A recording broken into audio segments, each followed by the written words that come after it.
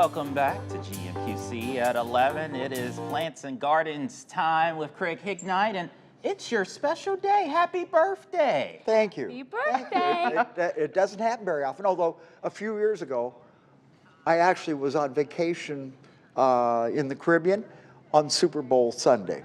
Oh. And how lovely. And it was my birthday then, too. Yeah. Oh, goodness. How are you feeling? That's the question. Not bad. Just cut me in half and count the rings. I'm into dendrology. Oh, we'll eat the other donuts and whatnot. You know, we'll believe you. Alrighty. Yeah. Well, let's get to some of the questions. So this first one says, I was given true Christmas cactus cuttings, planted them, and they are wrinkly, but what do I do? Okay, just don't overwater them. Depending on how long they've been in the pot, if it's been more than 3 or 4 weeks, they should actually tug back a little bit when you try and lift them out of the soil. Run them to the dry side. It is almost impossible to kill a Christmas cactus from lack of water. Get them over into a sunny window too. They're stressed right now. They need as much light as they can get.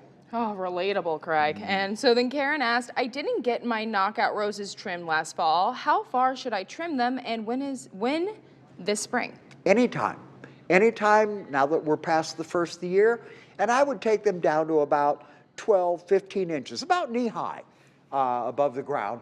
They'll all come from the bottom just beautifully next spring. What are some telltale signs that an evergreen tree is dying? Well, the first sign is that they turn brown. The second sign is that they do not pass the scratch test, where you start at the tip of the branch, nick it with your thumbnail. If it's dried out like a toothpick, go in a little bit further until you come to live wood. This time of the year, don't get carried away. A lot of evergreens turn somewhat brown during the winter. They'll green up as soon as the weather warms up in the spring.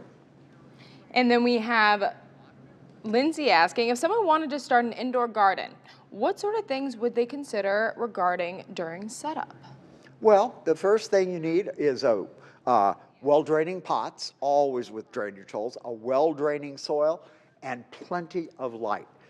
Remember that all of these plants, they're not shade plants out in the garden, so they need as much light. You might want to look into setting up an artificial light setup if you're going to do indoor gardening. All right, this one. How often do I water my aloe plant? Do I let it get totally dry first? Well, I don't think I would let an aloe go totally dry. Of course, they are a succulent, and they are about 99% water themselves.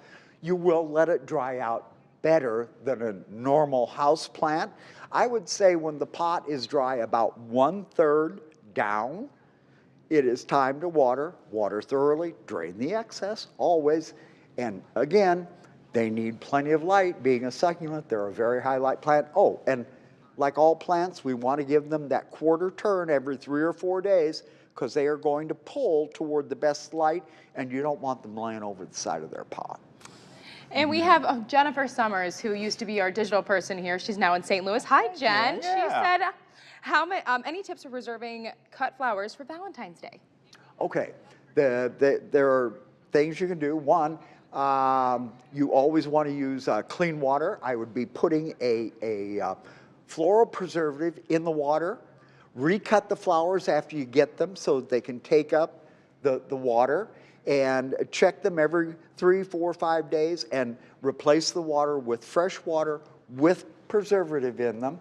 If you're going to try and preserve them for the long run, after you've enjoyed them for several days, I would actually take them out of the water and let them dry out on their own. And believe me, the house is so dry this time of the year, it's going to take no time at all for that to happen.